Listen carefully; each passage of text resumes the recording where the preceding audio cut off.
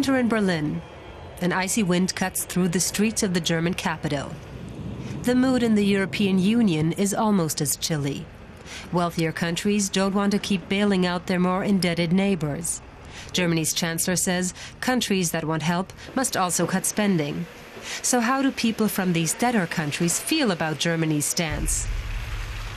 At the Melia, a Spanish-owned hotel in Berlin, we meet up with Javier Retolaza.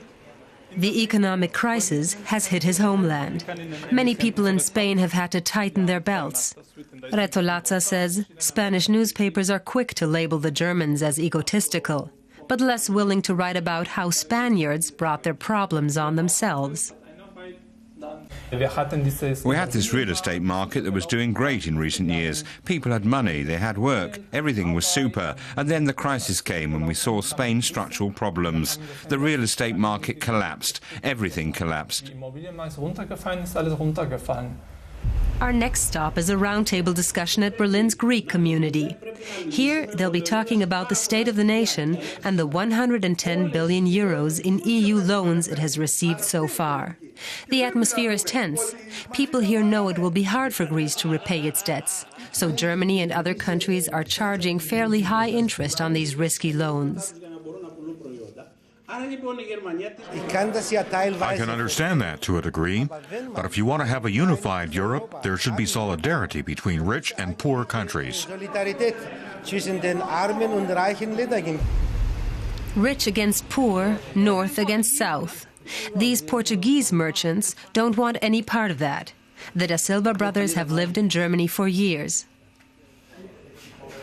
But back in Portugal, more and more people are struggling. Wages are falling, taxes rising, and pensions are being frozen. I don't think the Portuguese want Germany and France, the big countries, to pay the debts of the little ones.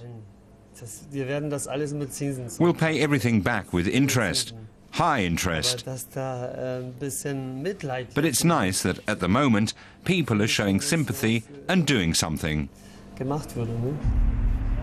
Finally, we pay a visit to a pub owned by Irishman Marcus Bland. Ireland has received billions of euros in loans from the EU. In return, it's had to agree to Brussels' demands to slash spending. Marcus Bland is skeptical as to whether EU aid can save Ireland. He even doubts that Europe will survive this crisis unscathed. I suspect that the euro won't survive. That other countries like Portugal and Spain, a big country won't be able to finance it. How much more time has the euro got?